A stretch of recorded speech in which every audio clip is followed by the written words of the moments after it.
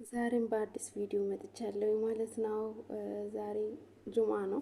እንኳን አደረሳችሁ ለጁምአ ማለት ነው። ለሙስሊም እህት ወንድሞቻችን እንኳን አደረሳችሁ እና ይሄን ተጋብዛችኋል ማለት ነው። ይሄን ቦታ ከፈለጋችሁ ግሎባል ቪሌጅ ነው ማለት ነው እና እንደዚህ አገራችን ይሸታል ማለት ነው። አገራችሁ የናፈቃችሁ እዩት።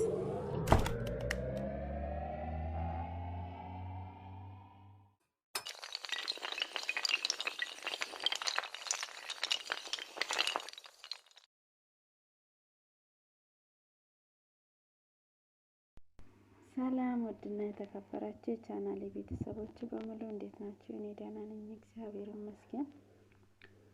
ዛሬ የአረብ ሀገር እንጀራ ልጋግር ነው ማለት ያው የሀገራችን አይደለም ማለት ነው። ሆኖም ያው ያምራል እንደ ሀገራችን እንጀራ ባይሆንም ያው ለአምሮት ይሆናል ማለት ነው። እና እናንተም እንደዚሁ እንጀራ ካማራችሁ እንደኔ ጋግራችሁ መብላት ትችላላችሁ ባላችሁበት ቤት ማለት ነው። እና ይመስላል ያምራል። በነገራችን ላይ